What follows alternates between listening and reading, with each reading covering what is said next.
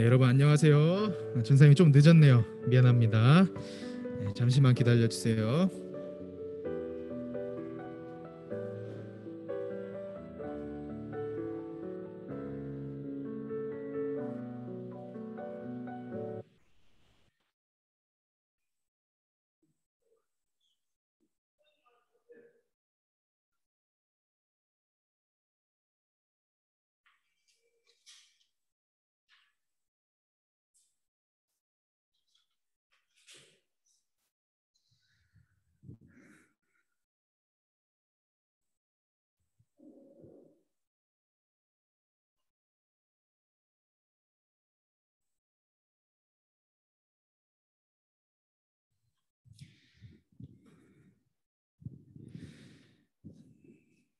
네, 여러분 반갑습니다. 전사님 소리 잘 들리죠?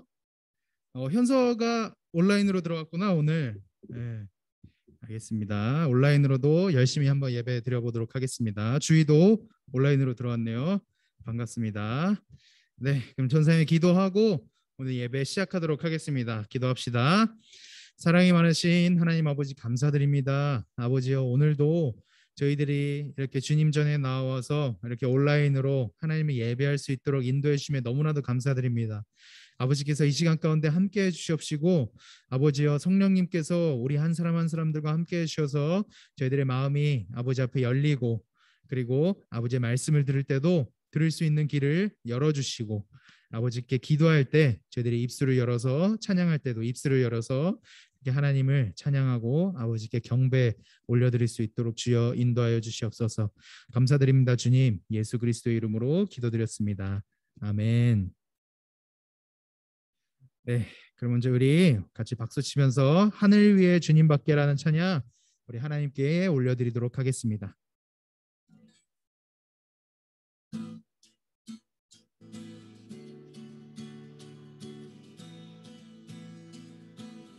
하늘 위에 주님밖에, 하늘 위에 주님밖에,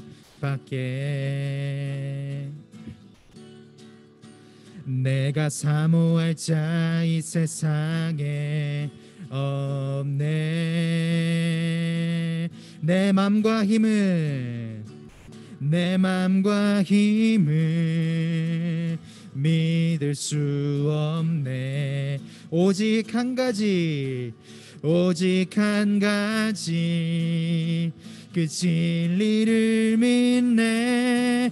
주는 나의 힘이요, 주는 나의 힘이요, 주는 나의 힘이요. 영원히 주를 의지하리. 주는 나의 힘이요, 주는 나의 힘이요, 주는 나의 힘이요. 영원히 주를 의지하리. 영원히. 우리 처음부터 찬양합시다. 하늘 위에 주님밖에, 하늘 위에 주님밖에, 내가 사모할 자 이 세상에 없네. 내 맘과 힘을 믿을 수 없네. 그러나 오직 한 가지 그 진리를 믿네. 주는 나의 힘이요, 주는 나의 힘이요, 주는 나의 힘이요. 영원히 주를 주는 나의 힘이요, 주는 나의 힘이요, 주는 나의 힘이요. 영원히 주를 주는 나의 힘이요, 주는 나의 힘이요, 주는 나의 힘이요 영원히 주를 의지하리 영원히 영원히.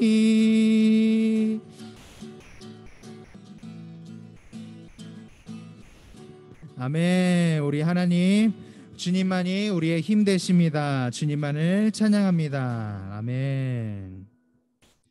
인사 안녕. 네, 우리 이번에는 우리 주 앞에 나와라는 찬양 저번 주에 했었죠. 우리 이 찬양 주님께 올려드리도록 하겠습니다.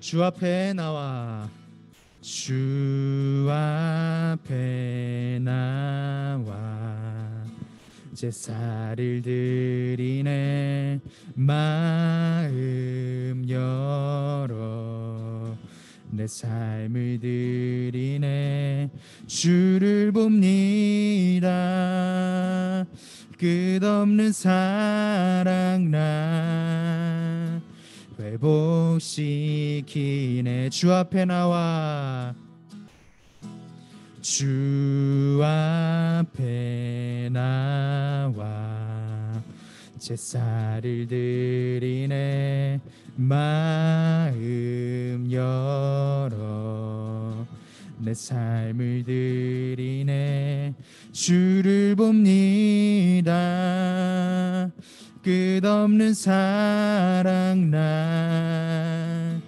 회복시키네 이제 눈 들어 주 보내 그 능력 날 새롭게 해 주님의 사랑 날 만지시니 내 모든 두려움 사라지네 폭풍 속에도 주 붙들고 믿음으로 주와 건네 갈보리 언덕 넘어 그 어느 날 주 안에 온전케 되리. 아멘. 우리 이 시간 하나님 아버지 앞에 우리 기도드리는 시간 갖도록 하겠습니다. 이 시간 아버지 앞에 기도드릴 때에 하나님 내가 이 시간 하나님 아버지만을 예배합니다. 내가 하나님 아버지 앞에 찬양 드렸더니 찬양의 가사 이 고백을 아버지 앞에 올려드렸던 것처럼 주님만이 우리들의 힘 되시고 주님만이 우리들의 능력이 되어주십니다. 내가 그 능력 되신 주님 아버지 앞에 나와 제가 이 시간 제사를 올려드리오니 아버지께서 저희들의 마음을 열게 하여 주시옵시고 저희들의 삶을 이 시간 통하여 온전히 올려드릴 수 있도록 성령님 인도하여 주시옵소서라고 시간 다 같이 기도드리면서 나아갑시다. 기도합시다. 주님 아버지 감사드립니다. 하나님 아버지 이 시간 내가 아버지를 예배합니다. 아버지께서 이 시간 가운데 저희 한 사람 한 사람들과 함께해 주시옵시고 저희들의 입술을 열어 마음을 열어 온전히 아버지 앞에 저희들의 마음을 올려드리고 저희들의 고백을 아버지 앞에 마음껏 올려드릴 수 있는 그런 시간이 될 수 있도록 주여 인도하여 주옵소서. 성령님 저희들의 귀를 열어 주시옵소서. 그러므로 말미암아 저희들이 말씀을 들을 수 있도록 인도하여 주옵시고 그리고 저희들의 마음을 열어 주셔서 온전히 하나님 아버지의 은혜를 저희들이 받아들일 수 있도록 그 은혜를 받아보는 말미암아 저희들이 온전히 하나님을 위해서 살아갈 수 있는 저희 중고등부 한 사람 한 사람들이 될 수 있도록 주여 인도하여 주옵소서. 모든 것을 주님께 맡겨드립니다. 아버지 모든 것을 주님께 맡겨드립니다. 주여 감사드립니다. 사랑이 많으신 하나님 아버지 감사드립니다. 주여 이 시간 저희들의 마음을 아버지 앞에 올려드립니다. 이 시간 저희들의 모든 것들 저희들의 삶을 아버지 앞에 올려드립니다. 주님은 저희 한 사람 한 사람들의 창조주 되시고 아버지 되시고 주인 되십니다. 이 시간 그 주인 되신 주님만을 바라보며 나아갈 수 있도록 성령님 인도하여 주시옵소서. 감사드립니다. 주님 예수 그리스도의 이름으로 기도드렸습니다. 아멘. 우리 사도신경 하심으로 우리 신앙을 고백하도록 하겠습니다. 전능하사 천지를 만드신 하나님 아버지를 내가 믿사오며 그 외아들 우리 주 예수 그리스도를 믿사오니 이는 성령으로 잉태하사 동정녀 마리아에게 나시고 본디오 빌라도에게 고난을 받으사 십자가에 못 박혀 죽으시고 장사한 지 사흘 만에 죽은 자 가운데서 다시 살아나시며 하늘에 오르사 전능하신 하나님 우편에 앉아 계시다가 저리로서 산자와 죽은 자를 심판하러 오시리라.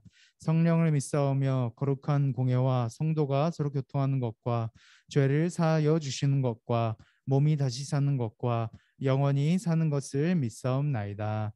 아멘. 네, 오늘의 말씀은 요한복음 12장 1절에서 8절 말씀 봉독하도록 하겠습니다.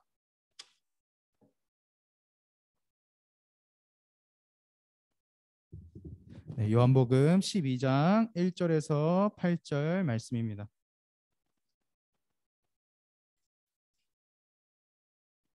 요한복음 12장 1절에서 8절 말씀. 신약성경 167페이지에 있죠. 네, 우리 온라인으로 드리는 친구들도 다 찾았죠. 자, 그러면은 우리 한 목소리로 한번 봉독하도록 하겠습니다. 시작. 6월절 엿새 전에 예수께서 베다니에 이르시니 이곳은 예수께서 죽은 자 가운데서 살리신 나사로가 있는 곳이라. 거기서 예수를 위하여 잔치할새 마르다는 일을 하고 나사로는 예수와 함께 앉은 자 있더라. 마리아는 지극히 비싼 향유 곧 순전한 나드 한 근을 가져다가 예수의 발에 붓고 자기의 머리털로 그의 발을 닦으니 향유 냄새가 집에 가득하더라. 제자 중 하나로서 예수를 잡아줄 가룟 유다가 말하되 이 향유를 어찌하여 300데나리온에 팔아 가난한 자들에게 주지 아니하였느냐 하니 이렇게 말하면 가난한 자들을 생각함이 아니요 그는 도둑이라 돈꾀를 맞고 거기에 넣는 것을 훔쳐가미로라. 예수께서 이르시되 그를 가만두어 나의 장래할 날을 위하여 그것을 간직하게 하라. 가난한 자들은 항상 너희와 함께 있거니와 나는 항상 있지 아니하리라 하시니라. 아멘. 네, 오늘 이 말씀은 우리가 언제 한번 살펴보았던 말씀이죠. 여러분들이 기억이 나실 줄 모르겠지만 나드 향유를 부었던 마리아에 대한 내용을 갖고 있습니다. 그래서 오늘 제목은 향유 옥합 예수님이라고 이렇게 한번 정해봤는데요. 어쨌든 마리아가 예수님의 발에 향유 옥합을 부었던 사건에 대해서는 아마 은서 알고 있을 거예요. 그러나 전사님이 다시 한번 더 이 이야기를 간략하게 한번 설명을 해드리자면, 여러분 나사로 아시죠? 예수님께서 이제 죽은 나사로를 살리셨던 그 나사로가 바로 오늘 등장하는 나사로입니다. 그래서 그 나사로는 두 명의 여동생과 함께 살고 있었어요. 그중 둘째 친 여동생이 마리아라는 이름을 가지고 있는데, 예수님께서 나사로를 살리시고 난 다음에 이제 유월절이 되기 6일 전에 베단이라는 지역에 머물게 되십니다. 베단이라는 지역은 나사로가 거주하고 있던 지역이었어요. 예수님께서는 그 지역에 머무시면서 나사로와 함께 식사를 하시는데, 아마도 제자들과 함께 나사로의 집 안에 들어가셔서 식사를 하셨던 것 같습니다. 그렇다면 나사로는 집에 손님이 왔잖아요. 그렇죠? 그것도 자기를 부활시켜준 아주 귀한 손님이 온 거잖아요. 세상에 아마도 이런 손님은 없을 거예요. 나를 부활시킨 손님. 그럼 어떻게 대접을 해드려야겠습니까? 상다리가 부러질 것도 모자랄 만큼 아주 귀하게 그리고 거하게 대접을 해드려야겠죠. 그래서 이렇게 잔치를 베풉니다. 그 당시 이스라엘 사람들은 특별한 잔치에서는 보통 이렇게 머리를 낮은 식탁 가까이에 두고 발을 식탁에서 먼 쪽으로 뻗은 채 옆으로 누워서 팔 한 꿈치로 바닥에 이렇게 기를 대고 다른 손으로 음식을 먹는 그런 관습이 있었어요. 여기만 딱 봐도 뭔가 엎드려서 보는 것 같잖아요. 좀 화질이 후지긴 한데, 근데 지금 뭐 이거는 어떤 영화에서 나왔던 것 같아요. 이렇게 옆으로 기대서 식사를 했었던 그런 관습이 있었습니다. 그래서 나사로와 그의 여동생들은 예수님과 제자들을 위해서 낮은 책상들을 저렇게 세팅을 했던 것 같아요. 그리고 나사로는 예수님과 제자들 사이에 끼어 앉아서 함께 담소를 나누고, 나사로의 첫째 여동생이었던 마르다는 예수님께 최고의 것을 대접해드리기 위해서 분주하게 움직입니다. 이때 사용된 단어가 디아코네오라는 그런 헬라어 단어인데, 이것은 마르다가 예수님을 위해서 이제 최선을 다해서 봉사하며 식사 대접을 하고 있었음을 의미하는 거예요. 그런데 우리가 여기서 한번 생각해 보아야 할 게, 아직까지 등장하지 않은 인물이 한 명 있죠. 그게 누굴까요? 아까 나사로는 몇 명의 여동생과 함께 살고 있었다고 했죠? 은서야? 2명. 잘 듣고 있었네요. 네, 2명의 여동생과 함께 살고 있었다고 했습니다. 그러면 2명의 여동생 중에 첫째 여동생이었던 마르다는 이미 등장을 했어요. 예수님을 위해서 최선을 다해서 봉사하고 있었다는 것으로 등장을 했었죠. 그렇다면 둘째였던 마리아는 아직 등장을 하지 않았죠. 그런데 신약 성경의 원어인 헬라어 성경을 보면 나사로와 마르다가 예수님을 대접하고 있다는 사실을 언급하고 마침표를 탁 찍어버리고 그 문장을 끝내버려요. 그러면은 도대체 마리아는 어디 있는 것일까요? 마리아는 자신의 친오빠를 살려주신 예수님을 앞에 두고도 아무런 일도 하지 않았던 것일까요? 그것에 대해서는 잠시 후에 공개가 됩니다. 그래서 나사로의 집안은 가난한 집안이었어요. 이 사실을 우리가 어떻게 알 수가 있냐면, 그 당시 베단이라는 지역이 나타나잖아요. 여기가 베단이라는 지역은 베트아니, 즉 가난한 자의 집이라는 이 히브리어에서 파생된 단어로 이름이 지어진 지역이었습니다. 이름부터가 가난한 자의 집이었다면 그 지역에서는 아마도 잘 사는 사람이 단 한 명도 없었다는 것을 우리가 알 수가 있겠죠. 오늘날로 치면 자그마한 구멍가게 하나밖에 없는 그런 시골 마을이라고 생각을 하면 될 것 같습니다. 마치 이런 것처럼요. 그래서 나사로는 이러한 지역에 살고 있었어요. 가난한 집안이었습니다. 그런데 그 가난한 집안에 어마어마하게 비싼 이런 나드 향유 항아리가 있었다는 거예요. 이게 얼마나 비쌌냐면 성경에 보면 300데나리온이라고 나와 있는데, 그 당시 노동자의 하루 품삯이 얼마였냐면 1데나리온이었습니다. 그렇다면 노동자가 300데나리온을 모으려면 총 며칠을 일해야겠습니까? 300일을 일해야겠죠. 네? 거기서 이제 주말 쉬는 날을 제외하면 자그마치 1년을 꼬박 일해야만 벌 수 있는 돈이에요. 이 300데나리온이라는 돈은. 그래서 우리나라 화폐로 한번 계산을 해볼까요? 2020년 기준에 인력사무소를 통하여서 이제 막노동하는 사람들의 하루 일당을 전도사님이 한번 찾아봤는데, 업종마다 물론 다르기는 해요.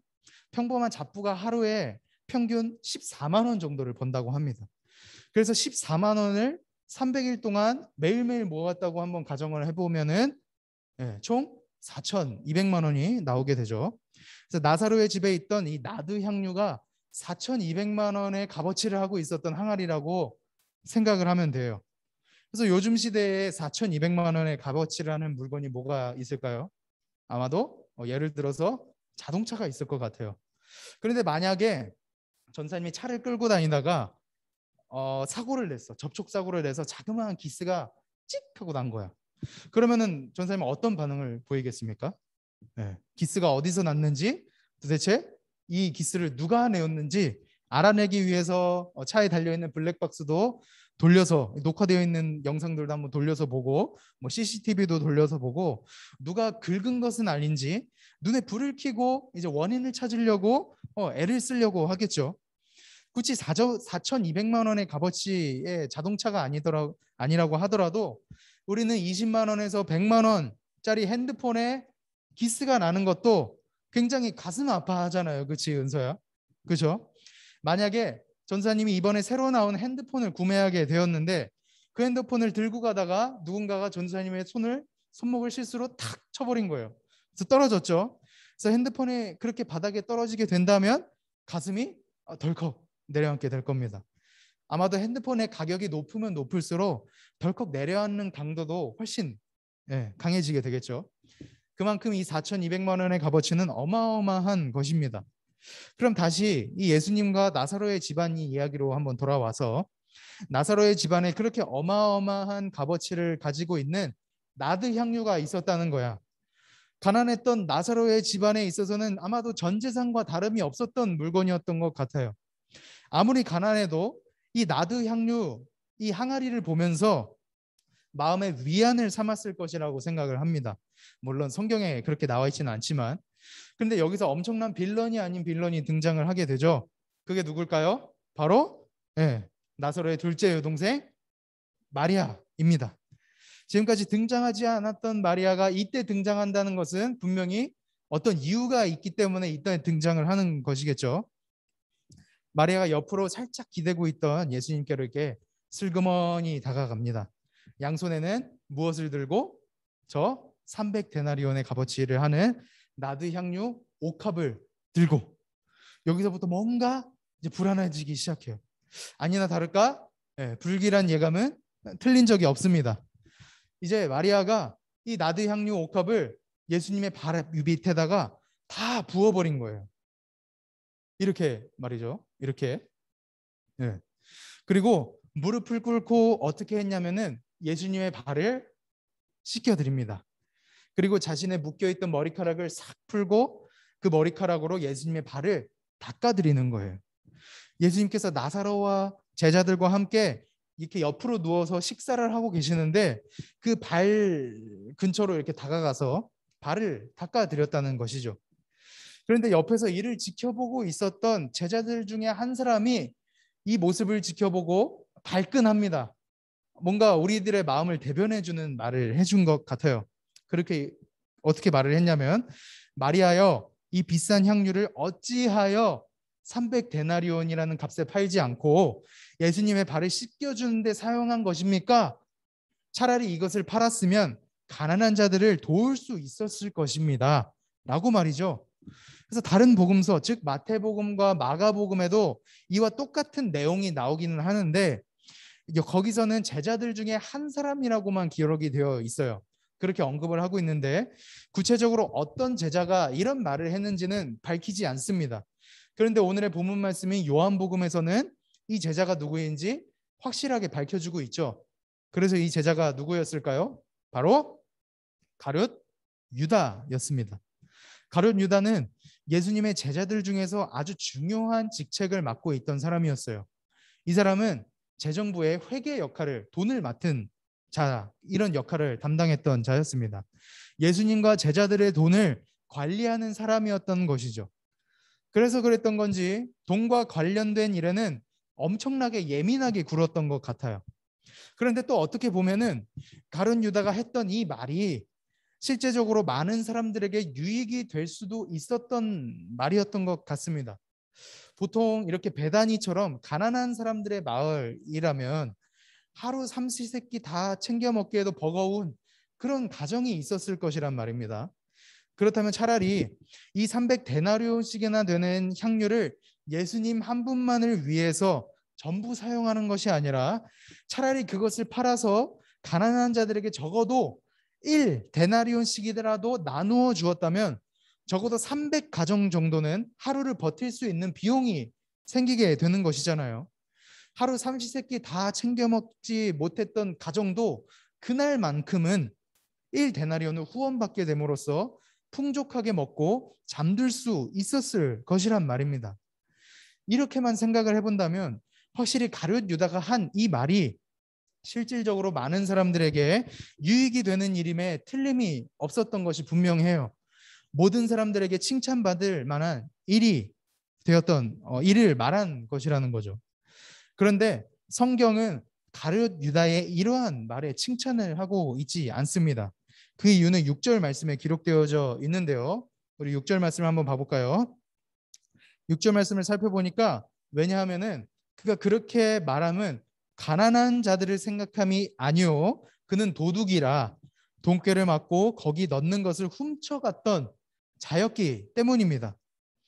여러분, 가룟 유다는 최종적으로 어떻게 죽게 된 사람이었을까요? 은서 혹시 알고 있니? 가룟 유다는 최종적으로 어떻게 죽게 되었을까? 맞습니다. 네, 은서 잘 알고 있네요. 네, 가룟 유다는 최종적으로 자신의 목숨을 스스로 끊었고 자살을 했던 자였어요. 도대체 이 사람은 왜 자살을 했던 것일까요? 자신의 돈 때문에 자신이 이 돈 때문에 예수님을 팔았다는 죄책감에 시달려서 자살을 했다는 거예요. 자신이 예수님께 죄를 지었다면, 우리가 누군가에게 잘못을 했어. 그럼 잘못을 빌려면은, 우리의 잘못을 인정하는 태도를 취하려면은 어떤 태도를 취하는 게 가장 좋은 것일까요? 그 사람에게 직접 가서 뭐 무릎을 꿇다든지 아니면 악수를 한다든지, 그렇게 함으로써 내가 미안해, 내가 잘못했어 라고 이렇게 화해를 하고 이렇게 용서를 비는 게 올바른 모습인 거잖아요. 그런데 가룟 유다는 그런 것조차 하기 싫었던 거예요, 예수님 앞에서. 그래서 예수님 앞에서 회개를 하지 않고 그것조차 하기 싫었던 가룟 유다는 결국에는 내가 차라리 예수님께 용서를 비느니 차라리 죽겠다는 생각을 가졌던 것입니다. 그래서 자살을 선택했던 것이고, 결국에는 나무에 목을 매달아서 스스로 목숨을 끊은 것이죠. 그래서 가룟 유다는 결코 순수한 의도로 진짜 가난한 자들을 생각하는 마음에서 그런 말을 했던 것이 아니에요. 그는 그 향유를 예수님께 부어버린 것이 너무나도 아깝게 느껴졌다는 것입니다. 저걸 팔면 300데나리온이 내 수중 안에 들어왔을 텐데, 300데나리온이면 여행을 갈 수도 있고 자동차도 살 수도 있고 핸드폰도 살 수도 있고 이것저것 많이 살 수 있었을 텐데 도대체 왜 저런 미련한 짓을 한 것일까라고 이렇게 생각을 했다는 거죠. 그런데 사실 가룟 유다는 아마도 처음부터 도둑질을 했던 사람이 아니었던 것 같아요.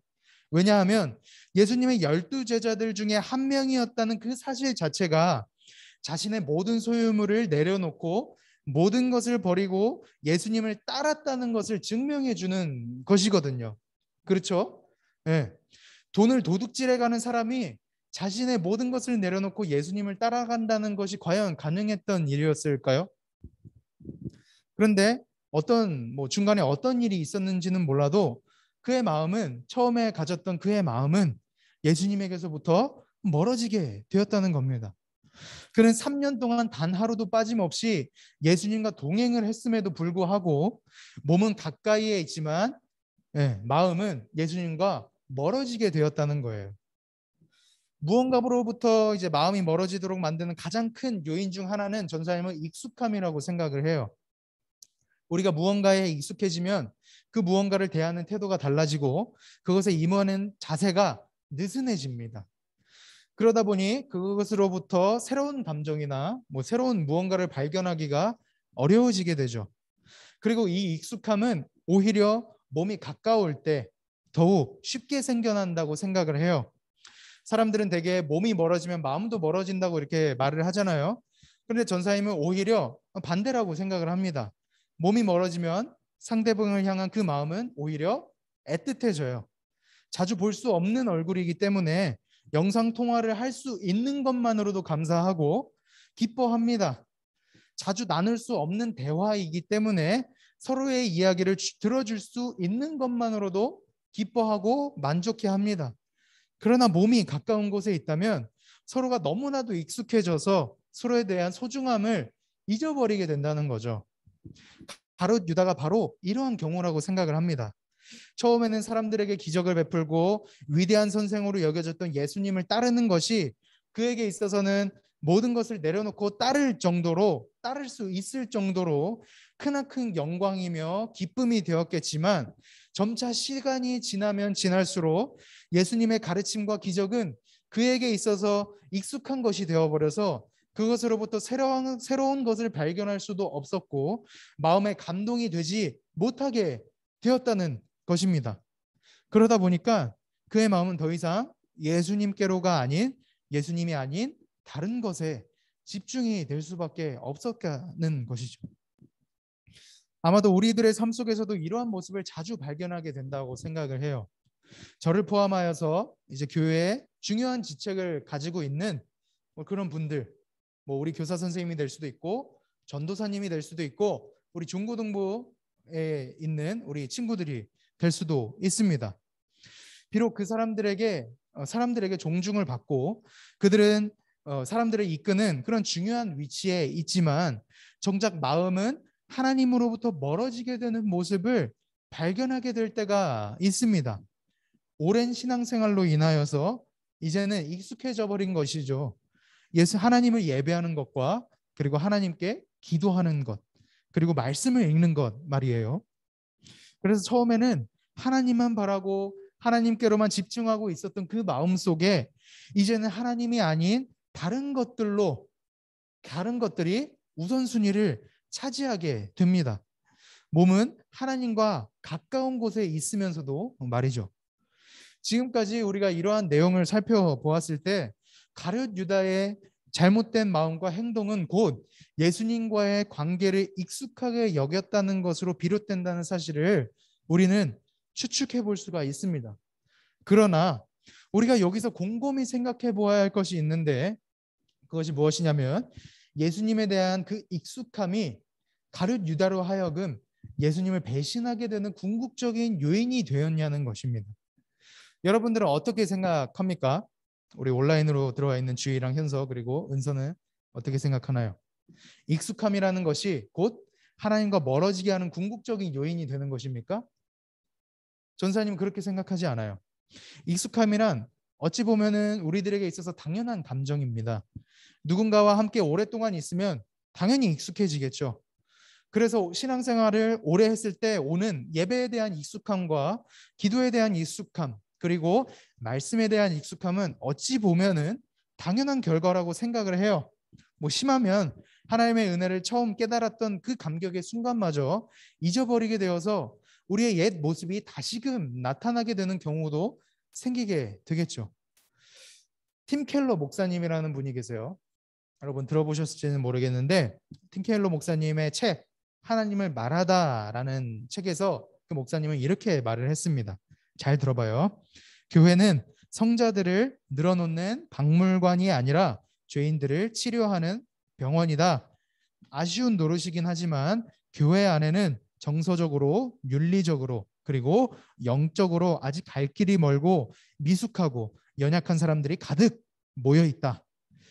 이 내용을 전사님이 읽었을 때 하나님과 멀어지려고 하는 우리의 모습이 어찌 보면 당연한 것이라는 의미로 받아들여졌어요. 따라서 오늘 본문 말씀에서 볼 수 있는 이 가룟 유다의 이러한 모습은 완전히 잘못되었다고 할 수는 없을 것 같습니다. 이러한 모습은 죄인인 우리들의 모습에서 쉽게 찾아볼 수 있는 당연한 모습이라는 것이죠. 그렇다면 도대체 가룟 유다의 어떤 모습이 잘못된 것일까? 본문 말씀과는 좀 벗어난 내용이기는 하지만 그것은 바로 그가 죽기 전까지 하나님께 회개하지 않았던 모습이 그 모습이 바로 그의 잘못된 모습이라고 생각을 합니다. 우리는 신앙생활을 하면서 하나님과 멀어질 때도 있고 하나님을 잊고 살아갈 때도 있어요. 왜냐하면 우리는 하나씩 연약하고 어리석은 죄인이기 때문에. 하지만 그러한 사실을 깨달았음에도 불구하고 하나님께 돌아가지 않고 끝까지 회개하지 않는다는 것은 문제가 있습니다. 가룟 유다가 돈을 도둑질하고 나쁜 마음을 가지고 예수님을 사람들에게 팔았다는 것은 조금 조심스러운 말이긴 하지만 전사님은 충분히 용서될 수 있는 일이었다고 생각을 합니다. 왜냐하면은 성경에서는 하나님 앞에서 자신의 죄를 뉘우치고 돌아가는 자들에게는 하나님의 은혜와 사랑이 임했다는 사실들이 수두룩하게 기록되어 있기 때문이에요. 하지만 가룟 유다는 그러한 하나님의 은혜와 사랑을 알지 못했던 것 같습니다. 하나님을 오해했던 것 같아요. 자신이 이러한 죄를 하나님께 회개해봤자 하나님께서는 용서하지 않을 것으로 생각을 했다는 것입니다. 그래서 그는 끝까지 하나님께 회개하지 않았고 스스로 목숨을 끊는 그런 일을 하게 되었다는 거죠. 이처럼 하나님을 오해하는 그런 행위들은 굉장히 위험한 일이에요. 이러한 사실을 우리는 달란트 비유, 은서 달란트 비유 들어봤니? 5달란트, 2달란트, 1달란트 받았던 사람들?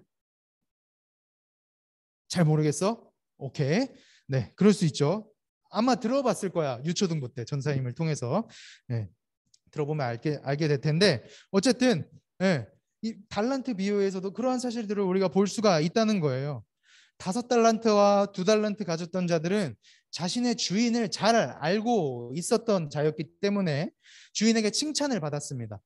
그리고 주인과 함께 기뻐할 수가 있었어요.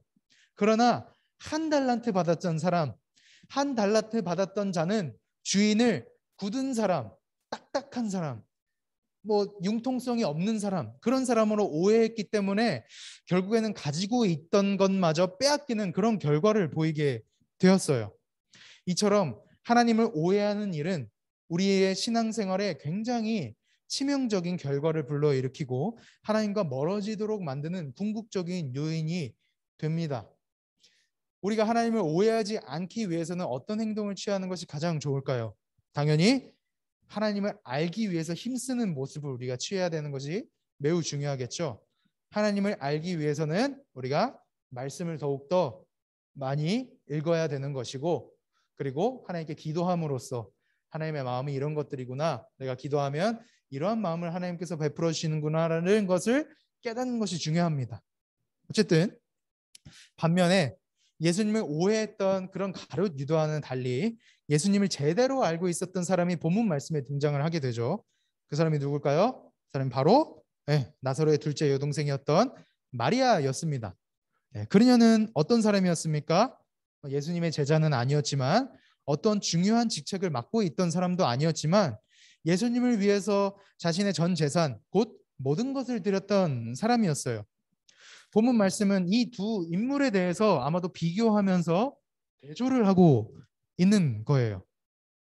우리의 상식으로는 이해할 수 없는 헌신을 했던 이 마리아의 모습을 보여주시면서, 몸은 비록 예수님께 붙어 있고 중요한 직분을 가지고 있던 가룟 유다의 모습을 이렇게 하나씩 보여주면서 우리의 위치가 어디인지를 한번 생각해 봐라 라고 이런 메시지를 우리들에게 던져주고 있다는 것이죠. 중고등부 친구들, 우리는 어느 위치에 있나요? 은서는 마리아의 위치에 있습니까? 아니면 가룟 유다의 위치에 있습니까? 우리는 그것에 대해서 진지하게 생각을 해보아야 한다는 것이죠. 그렇다면 두 번째로, 우리의 자신의 위치를 알았다면 우리는 앞으로 어떻게 살아가야 하는지를 생각해 보아야 한다는 거예요. 이것을 알기 위해서는 우리는 마리아의 모습으로 다시 한번 살펴볼 필요가 있죠. 마리아는 예수님의 사랑에 감사하기 위해서 향유를 준비했고 그것을 예수님의 몸에 부었던 여인이었습니다. 예수님의 사랑에 감사한다니, 도대체 그것은 어떤 사랑을 말하는 것이었을까요? 그 사랑은 바로 죽음을 넘어선 생명의 역사를 가리키는 사랑이라는 말이에요. 요한복음 11장 17절에서 27절 말씀을 보면 예수님께서 나사로가 죽었다는 소식을 들으시고 제자들과 함께 베다니, 이 가난한 자의 마을이라는 곳에 가십니다. 예수님께서 오신다는 소식을 들은 마르다는, 첫째 여동생이었던 마르다는 예수님을 맞이하기 위해서 밖으로 뛰쳐나가죠. 그런데 반면에 마리아는 나가지 않고 자리에 앉아 있었다고 기록이 되어 있어요. 아마도 자신의 오라비인 나사로가 죽은 지 사흘이라는 시간이 지나서야 예수님에게 오셨던 그 예수님에게 섭섭한 마음이 있었기 때문인지도 모르겠어요. 그런데 예수님께서는 자신이 그렇게 할 수밖에 없었던 이유에 대해서 마르다에게 설명을 해주시죠. 요한복음 11장 25절에서 26절 말씀입니다. 전사님 읽어드릴게요. 예수께서 이르시되 나는 부활이요 생명이니 나를 믿는 자는 죽어도 살겠고 무릇 살아서 나를 믿는 자는 영원히 죽지 아니하리니 이것을 너가 믿느냐? 예수님은 자신이 부활이시고 생명이시라는 사실을 마르다에게 가르쳐 주셨습니다. 죽어도 살겠고, 이 말은 부활을 뜻하는 말이에요. 육체의 부활을 말하는 거죠. 나사로를 다시 살리신다는 말이기도 하고요. 육체를 다시 부활시키시는 예수님이시라는 사실을 마르다에게 알려주고 계신다는 겁니다. 그러나 그것이 끝이 아니고 하나가 더 있어요. 예수님은 바로 생명이 되어주신다는 것입니다. 살아서 나를 믿는 자는 영원히 죽지 아니할 것이다. 예수님께서는 나사로를 다시 살려주신 이 부활 사건을 보여주신 이유는 부활뿐만 아니라 영원한 생명을 우리 한 사람 한 사람들에게 주시는 분이시라는 것을, 예수는 생명의 주인이신 것을 알려주시기 위함이셨던 거예요.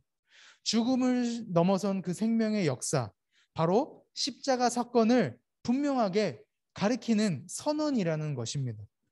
예수님께서는 이렇게 말씀해 주셨던 것이죠. 나는 나사로, 그리고 너 마르다, 그리고 마리아, 나의 이름을 믿는 모든 자들을 위하여, 그리고 선택받은 모든 자들을 위하여 십자가를 지고 간다. 그리고 나의 죽음은 너희에게 부활과 영원한 생명을 주기 위함이다 라고 주님께서는 그 자리에서 선언을 해주셨던 것입니다. 그런데 이 말씀은요, 마르다는 들었지만 마리아는 집에 있었기 때문에 듣지 못했다는 거예요. 나중에 예수님께서 마리아를 불러오라고 그렇게 명령을 하시죠. 그러나 이 말씀을 마리아는 직접 듣지는 못했고, 바로 예수님께서 나사로를 살리시는 그러한 일들이 진행이 되면서 예수님은 곧바로 그 마을을 떠나시게 됩니다. 마르다는 예수님께서 떠나시고 난 뒤에 마리아에게 그녀가 들었던, 예수님께 들었던 그 부활 생명 메시지를 아마도 마리아에게 전달해 준 것이 틀림없을 것이라고 생각을 해요. 마리아는요, 예수님의 부활 생명 메시지를 언니로부터 전해 듣고서는 예수님의 십자가 사랑에 대한 신앙이, 그 은혜에 대한 감사가 그녀의 가슴 속에 솟구치게 되었다는 것입니다. 그래서 주님께 감사의 뜻을 말씀드리고 싶어지게 된 것이죠. 아, 주님, 나를 위해서 십자가의 길로 가시는구나. 나의 오라비만 다시 살리시는 정도가 아니라 나에게 육체의 부활뿐만이 아니라 영혼의 생명까지 허락해 주시기 위해서 십자가로 가시는군요. 감사합니다. 감사의 뜻을 전하고 싶었을 것입니다. 그런데 예수님께서는 이미 베다니를 떠나셨죠. 그렇기 때문에 그 감사를 전할 방법이 없었던 것입니다. 하지만 며칠이 지난 후에 예수님께서 다시금 베다니 마을에 돌아오시게 되는 사건이 오늘 요한복음 12장 말씀에 기록되어 있죠. 마리아는 예수님께 말씀드리기로 했던 것이에요. 예수님께서 나에게 주신 그 귀한 사랑을 기억하면서 저도 저의 마음을, 감사의 마음을 주님께 드립니다. 십자가로 가시는 것 이제는 내가 알았어요. 왜 가시는지 알았어요. 주님의 십자가 감사합니다 라는 고백을, 이 300데나리온의 향유를 부음으로써 예수님께 말씀을 드렸던 것이죠.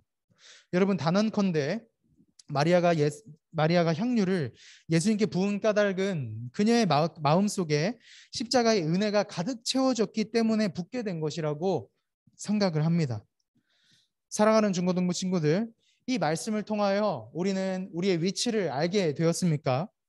예수님과 가까이 있음에도 불구하고, 중요한 직책을 맡고 있는 자임에도 불구하고 예수님보다 재물을 더 사랑하는 자들입니까? 아니면 예수님의 십자가에 감사하여 우리의 모든 것, 즉 우리의 향유를 주님께 드리는 자들입니까? 여러분, 우리는 우리들의 향유를 주님께 드려야만 합니다.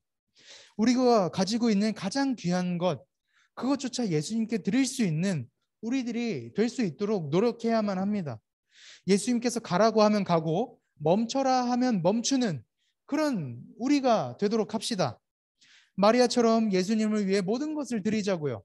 왜 못하는 걸까요? 우리는 시간을 드립시다, 인생을 드립시다 라고 이 말씀을 이렇게 이해하고 적용하게 된다면, 우리는 어쩌면 그런 일들을 하지 못하고 있는 우리 자신을 바라보면서 또 다시 절망과 좌절감에 빠지게 될지도 모르겠습니다.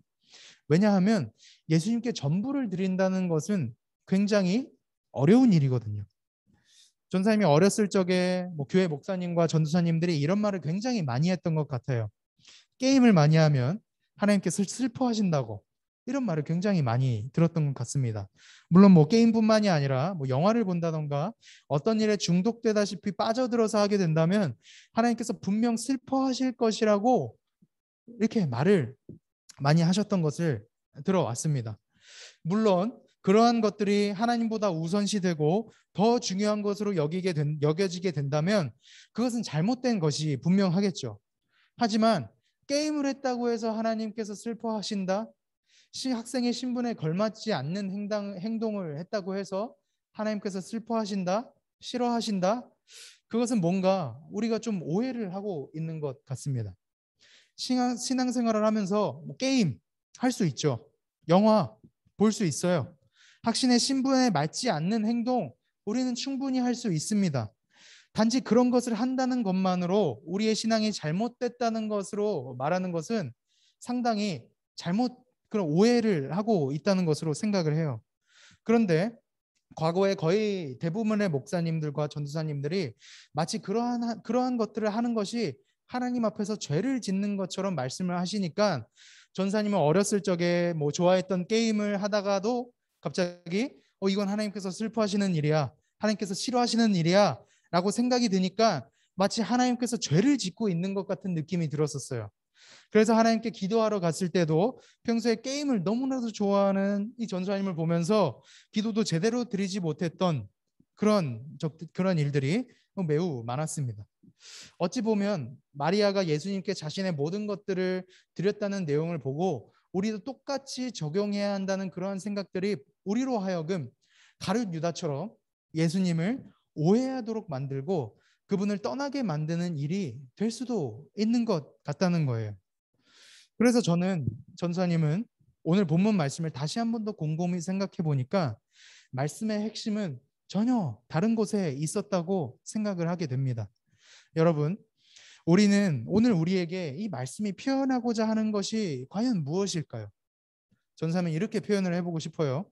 그것은 바로 오늘의 본문 말씀, 오늘의 설교 주제인 향유 옥합 예수님, 향유 옥합을 깨트리신 예수님, 향유 옥합을 깨뜨리신 예수님. 아니 이게 무슨 말이시죠? 향유 옥합을 깨뜨린 것은 마리아라면서요 라고 생각이 드실지도 모르겠어요. 하지만 그렇게 생각한다면 오늘의 본문 말씀을 잘못 이해하고 있는 것이라고 생각합니다. 진짜로 향유 옥합을 깨뜨리신 분은 바로 예수님이시에요. 예수님께서는 이 세상을 지으신 창조주이십니다. 그런데 그러한 창조주께서 우리를 위하여 피조물이 되어주셨죠. 그분은 하나님의 아들로서 심판하는 권세를 받으신 분이셨어요. 그런데 우리를 위하여서 심판의 제물이 되사 세속의 죽음을 당하게 되셨습니다. 여러분, 이러한 것들을 보셨을 때 정말로 깨뜨려진 옥합이 무엇이었을까요? 나를 위하여 십자가에 달리신 예수님, 그분을 찢기신 손과 발이야말로 바로 깨어진 옥합이 아니겠습니까? 무엇이 진정으로 흘려진 향유겠습니까? 나를 위하여 흘려주신 그 예수님의 존귀하신 그 피, 그 보혈이 지금도 우리를 위하여 기도로 중보하시는 그 주님의 눈물이 그것이야말로 우리를 위해서 부어주신 참 하늘의 향유가 아니겠습니까? 그렇죠? 전도사님은 마리아의 마음을 이렇게 표현할 수 있다고 생각을 합니다. 마리아는요, 예수님께 무언가를 바쳤던 것이 아닙니다. 어떻게 바칩니까? 자신의 전 재산을 가진 것을 어떻게 다 드릴 수가 있겠습니까? 우리의 것을 조금 남겨놓고 그리고 하나님께 드리는 것이지요. 우리가 드린다고 생각하면 절대로 하나님께 드릴 수가 없습니다. 드리는 것이 굉장히 어려워져요. 마리아는요, 드린 것이 아니었어요. 받은 것이었죠. 차마 생각할 수 없는 놀라운 예상하지 못한 그 하늘의 은혜를 마리아가 받았다는 거예요. 존귀하신 예수님께서 나를 위하여 십자가에 달려 죽으신 창조주께서, 심판주께서 내가 있어야 할 그 십자가의 자리에 그분이 대신 계시게 된 것을 보면서 마리아는 너무나도 큰 은혜를 받게 된 것이란 말이에요. 그래서 마리아는 그분께 자신의 것을 드리면서도 드렸다고 여기지 않았습니다. 그녀는 오히려 받은 것이에요. 받은 것이죠. 오늘의 말씀은요, 우리 기준의 가치, 그리고 우리가 무엇을 붙잡고 살아가야 하는지 삶의 원동력을 보여주는 말씀입니다. 우리가 아무리 세상의 어떤 가치관이나 우리가 이루어낸 것들을 붙잡고 있다면 그것은 우리가 하루를 더 살아갈 수 있는 원동력이 충분히 되어주지 못합니다. 우리가 살아가는 진정한 궁극적인 원동력은요, 바로 그리고 우리의 삶의 가치는 딱 한 가지입니다. 그것은 바로 예수님께서 우리를 사랑하셔서 십자가의 고통을 친히 감당해 주셨다는 것이 바로 우리의 삶의 원동력이라는 것이죠. 이것이 바로 우리의 가치요, 우리의 삶의 원동력인 것입니다. 사랑하는 중고등부 친구들, 신앙생활이라는 것은 우리의 힘으로 하는 것이 아닙니다.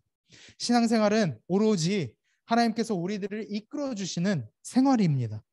우리가 하나님께 무언가를 드리려고 하면 절대로 올바른 신앙생활을 할 수가 없어요. 우리는 하나님께서 우리에게 주시는 사랑을 누리고 그것에 반응하고 감사하며 하나님과 동행하는 삶을 살아야 합니다. 신앙생활은 하나님께서 우리를 구원의 길로 이끌어 주시는 일에 반응하며 감사하는 삶이에요. 하나님을 바라봅시다. 그리고 그분의 사랑을 우리가 붙잡고 살아갑시다. 하나님께 감사하는 삶을 살아가도록 하자고요. 꼭 그렇게 사시는 저와 여러분들이 되시길 주님의 이름으로 축복합니다. 아멘. 아멘.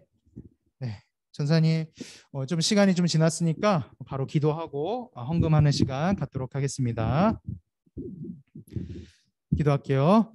사랑이 많으신 하나님 아버지 감사드립니다. 아버지, 저희들에게 이 말씀, 이 귀중한 말씀을 허락해 주셔서 저희들이 하나님 아버지 앞에 드리려고 하는 것이 아닌, 어떠한 업적을 남기려고 하는 것이 아닌 오로지 하나님과 동행하는 것이 우리들의 삶에 있어서 가장 중요한 것이라는 사실을 이 시간 깨달을 수 있도록 인도해 주심에 감사드립니다.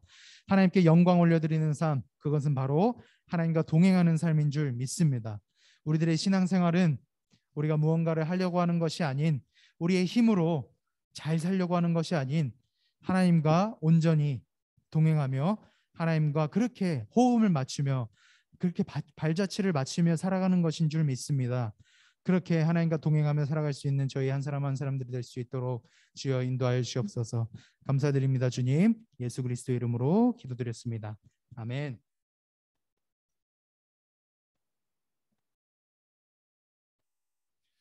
네, 우리 나의 모습 나의 소유 찬양하시면서 우리 준비하신 예물 하나님께 올려드리도록 하겠습니다. 혹시 헌금해 주시죠? 네, 감사합니다.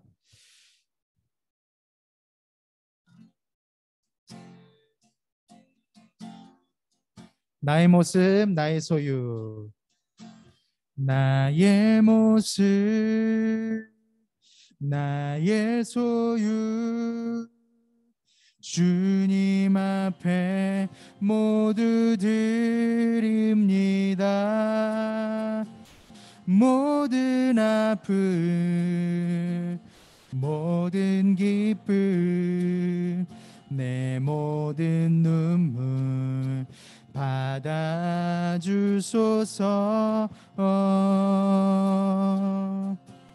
나의 생명을 드리니 주 영광 위하여 사용하옵소서. 내가 사는 날 동안에 주를 찬양하며 기쁨의 제물 되리. 나를 받아 주소서.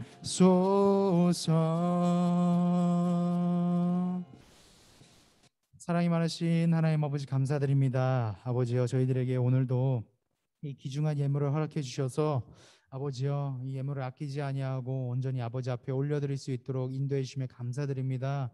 하나님 아버지, 저희들의 예물, 이 물질적인 예물을 아버지 앞에 올려드렸지만 동시에 저희들의 마음 또한 아버지 앞에 봉헌합니다. 아버지여, 저희들을 받아주시옵시고 주님께서 기뻐하시는 일에, 주님께서 마음이 있는 그곳에 저희들을 사용하여 주시고 이끌어 주시옵소서. 감사드립니다. 주님, 예수 그리스도 이름으로 기도드렸습니다. 아멘.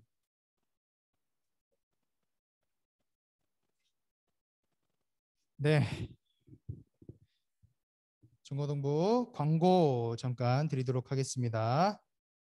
네, 우리 중고등부 친구들, 우리 온라인으로 드리는 친구들도 우리 다음 주부터 우리가 본격적으로 우리가 계속해서 교회에서 나와서 예배를 드리고 있지만 그래도 우리 친구들도 교회에서 나와서 예배 드릴 수 있으니까요. 온라인으로 예배 드리는 것이 힘든 친구들이 있다면 나와서 함께 예배를 드렸으면 좋겠습니다. 여기 선생님들도 계시고 전사님도 있으니까요. 선생님들과 함께 대화도 나누고 그리고 함께 온 친구들과 함께 얘기도 하면서 그렇게 시간을 보내셨으면 좋겠습니다. 아시겠죠? 그리고 오늘 공과 공부는 우리 은서는 우리 서희 선생님과 함께 하시면 될 것 같습니다. 네. 그리고 마지막으로 우리 주님께서 가르쳐 주신 기도하심으로써 예배를 마치도록 하겠습니다. 시작. 하늘에 계신 우리 아버지여, 이름이 거룩히 여김을 받으시오며 나라가 임하시오며 뜻이 하늘에서 이루어진 것 같이 땅에서도 이루어지이다. 오늘날 우리에게 일용할 양식을 주시옵고 우리가 우리에게 죄 지은 자를 사하여 준 것 같이 우리의 죄를 사하여 주시옵고 우리를 시험에 들게 하지 마시옵고 다만 악에서 구하시옵소서. 대개 나라와 권세와 영광이 아버지께 영원히 싸움나이다. 아멘. 네, 그럼 우리 공과 공부 모이도록 하겠습니다.